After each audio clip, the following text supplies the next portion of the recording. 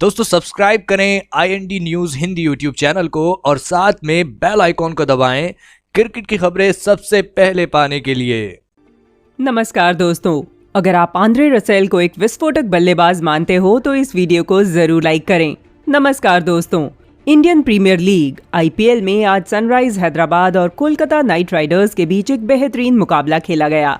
दोस्तों बता दूं कि इस मुकाबले में सनराइज हैदराबाद के कप्तान डेविड वार्नर ने टॉस जीता और पहले बल्लेबाजी करने का फैसला लिया, परंतु दोस्तों उनका यह फैसला पूरी तरह गलत साबित हुआ। जी हां दोस्तों, दरअसल तीसरे ओवर की छठी गेंद पर ही सनराइज हैदराबाद को जॉनी बेयरस्टो के रूप में पहला झटका लग गया।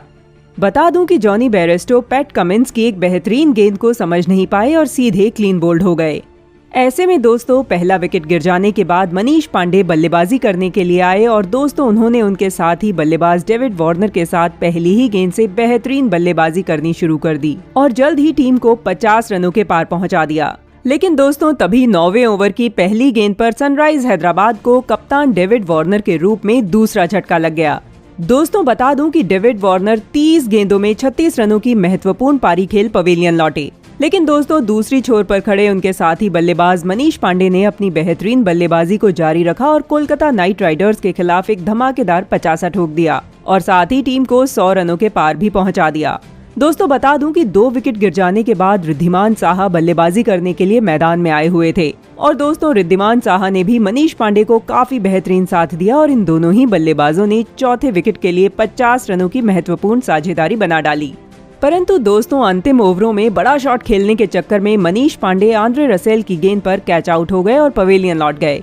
बता दूं कि मनीष पांडे 38 गेंदों में 51 रनों की एक विस्फोटक पारी खेल पवेलियन लौटे, लेकिन दोस्तों इसके बाद बल्लेबाजी करने आए मोहम्मद नबी ने अंतिम ओवर में कुछ बड़े शॉट लगाकर टीम को 140 रनों के पार पहुंचा दिया और यह मुकाबला जीतने के लिए कोलकाता नाइट राइडर्स के सामने 142 रन का एक सम्मानजनक स्कोर खड़ा कर दिया। ऐसे में दोस्तों अगर बात की जाए बल्लेबाजी की तो कोलकाता की ओर से सबसे अधिक 51 रन मनीष पांडे ने बनाए, तो वहीं गेंदबाजी में कोलकाता की ओर से आंद्रे रसेल और पैट कमिंस को एक एक विकेट हासिल हुआ। ऐसे में दोस्तों इसके बाद 142 रन के लक्ष्य का पीछा करने उतरी कोलकाता नाइट राइडर्स की शुरुआत काफी निराशाजनक रही। जी हाँ दोस्तों, दरअसल दूसरे ओवर की दूसरी ही गेंद पर कोलकाता को सुनील नारायण के रूप में पहला झटका लग गया। दोस्तों बता दूं कि सुनील नरेन खलील अहमद की गेंद पर बड़ा शॉट खेलने के चक्कर में डेविड वार्नर के हाथों कैच आउट हो गए। लेकिन दोस्तों इसके बाद बल्लेबाजी करने आए नीतीश राणा आज काफी आक्रामक मूड में नजर आ रहे थे। जी हाँ दोस्तों, दरअसल नीतीश राणा ने आते ही विस्फोटक बल्लेबाजी करते हुए एक ओवर में करारे 4 चौके जड़ दिए, जिस कारण अब यह लग रहा था कि नीतीश राणा इस मुकाबले में जरूर बड़ा स्कोर करेंगे। परंतु दोस्तों तभी वह नटराजन की गेंद पर विकेटकीपर रिद्धिमान साहा को एक आसान सा कैच दे बैठे और पवेलियन लौट गए। वहीं दोस्तों 2 विकेट गिर जाने के बाद बल्लेबाजी करने आए कप्तान दिनेश कार्तिक भी इस मुकाबले में कुछ खास प्रदर्शन नहीं कर पाए और राशिद खान की एक बेहतरीन गेंद पर LBW आउट होकर पवेलियन चलते बने। इस वजह से दोस्तों कोलकाता नाइट राइडर्स की स्थिति अब 46 रनों पर 30 विकेट हो गई थी। परंतु दोस्तों ओपनिंग बल्लेबाज शुभमन गिल ने सनराइज हैदराबाद के गेंदबाजों को संभलकर खेलते हुए टीम को 100 रनों के पार पहुंचा दिया और साथ ही इसके कुछ ही देर बाद शुभमन गिल ने सनराइज हैदराबाद के खिलाफ अपना 50 भी पूरा कर लिया और टीम की जीत भी पक्की कर दी। तो दोस्तों आपको कैसी लगी हमारी यह वीडियो कमेंट करके जरूर बताएं और IPL से जुड़ी हर खबर सबसे पहले पाने के लिए हमारे चैनल को सब्सक्राइब जरूर करें। धन्यवाद।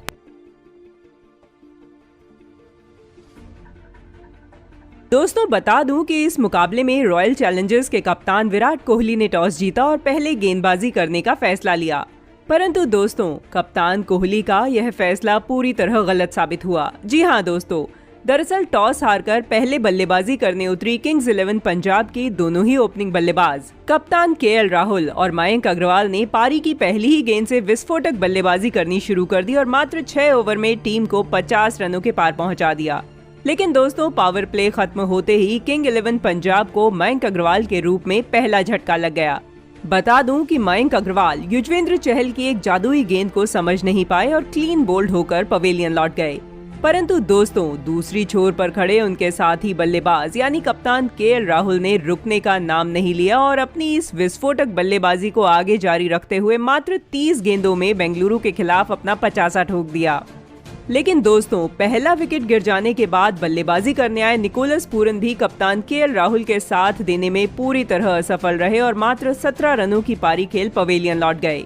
परंतु दोस्तों दूसरी छोर से कप्तान केएल राहुल ने अपनी विस्फोटक बल्लेबाजी जारी रखी और मात्र 56 गेंदों में रॉयल चैलेंजर्स बेंगलुरु के खिलाफ अपना शतक ठोक दिया।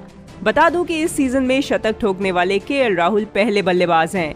वहीं दोस्तों उन्होंने अंतिम ओवर तक अपनी इस विस्फोटक बल्लेबाजी को जारी रखा और रॉयल चैलेंजर्स बेंगलुरु के सामने यह मुकाबला जीतने के लिए 207 रनों का विशाल लक्ष्य खड़ा कर दिया।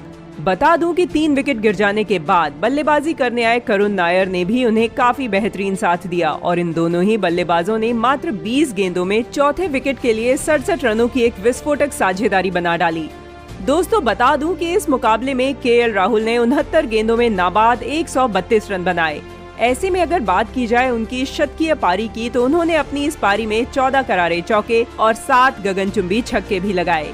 ऐसे में दोस्तों इसके बाद 206 रनों के लक्ष्य का पीछा करने उतरी रॉयल चैलेंजर्स बेंगलुरु की शुरुआत काफी शर्मनाक रही। जी हाँ दोस्तों, दरअसल पहले ही ओवर से रॉयल चैलेंजर्स बेंगलुरु को झटके लगने शुरू हो गए और एक के बाद एक सभी बल्लेबाज अपने विकेट गंवाते गए। दोस्तों बता दूं कि जिस कारण रॉयल चैलेंजर्स बेंगलुरु की स्थिति 4 ओवर में 8 रन पर 3 विकेट हो गई थी। बता दूं कि कप्तान कोहली भी अपना विकेट गंवा चुके थे, जिस वजह से अब रॉयल चैलेंजर्स बेंगलुरु की अंतिम उम्मीद AB डिविलियर्स थे। परंतु दोस्तों AB डिविलियर्स भी इस मुकाबले में बड़ा स्कोर करने में नाकामयाब रहे और 8वें ओवर की पहली गेंद पर बड़ा शॉट खेलने के चक्कर में कैच आउट होकर पवेलियन लौट गए। दोस्तों बता दूं कि जैसे ही AB डिविलियर्स आउट हुए RCB की जीत की उम्मीदें भी खत्म हो गई। तो दोस्तों आपको कैसी लगी हमारी यह वीडियो कमेंट करके जरूर बताएं और IPL से जुड़ी हर खबर सबसे पहले पाने के लिए चैनल को सब्सक्राइब जरूर करें।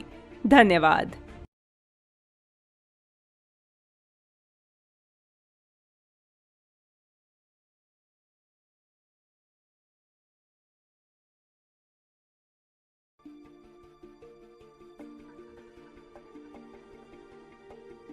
दोस्तों बता दूं कि इस मुकाबले में चेन्नई के कप्तान महेंद्र सिंह धोनी ने टॉस जीता और पहले गेंदबाजी करने का फैसला लिया। परंतु दोस्तों महेंद्र सिंह धोनी का यह फैसला पूरी तरह गलत साबित हुआ। जी हाँ दोस्तों, दरअसल टॉस हारकर पहले बल्लेबाजी करने उतरे दिल्ली कैपिटल्स के दोनों ही ओपनिंग बल्लेबाज शिखर धवन और पृथ्वी शॉ ने पारी की पहली ही गेंद से चेन्नई के गेंदबाजों के खिलाफ विस्फोटक बल्लेबाजी करनी शुरू कर दी और 10 ओवर में टीम को 90 रनों के पार पहुंचा दिया। दोस्तों बता दूं कि इसी बीच युवा ओपनिंग बल्लेबाज पृथ्वी शॉ ने चेन्नई के खिलाफ अपना 50 भी ठोक दिया। ऐसे में दोस्तों अब यह लग रहा था कि यह दोनों ही बल्लेबाज टीम को काफी आगे तक ले जाएंगे, लेकिन दोस्तों तभी दिल्ली कैपिटल को शिखर धवन के रूप में पहला झटका लग गया। दोस्तों बता दूं कि शिखर धवन 30 रनों की पारी खेल आउट हुए। वहीं दोस्तों इसके 2 ओवर बाद उनके साथ ही ओपनिंग बल्लेबाज पृथ्वी शॉ भी बड़ा शॉट खेलने के चक्कर में क्रीज छोड़कर आगे चले गए और इसी का फायदा उठाकर विकेटकीपर महेंद्र सिंह धोनी ने काफी चालाकी से उन्हें स्टंपिंग कर दिया और पवेलियन भेज दिया। दोस्तों बता दूं यह धोनी की स्टंपिंग काफी बेहतरीन थी, जिसे देख कमेंटेटर भी उनकी तारीफ करने लगे।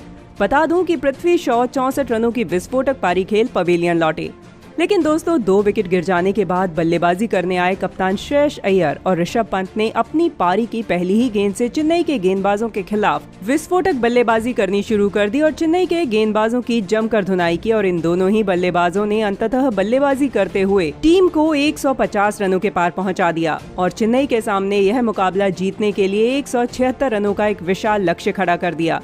ऐसे में दोस्तों अगर बात की जाए बल्लेबाजी की तो दिल्ली कैपिटल की ओर से सबसे अधिक 64 रन पृथ्वी शॉ ने बनाए, तो वहीं ऋषभ पंत ने भी 30 रनों की पारी खेल उन्हें अच्छा साथ दिया।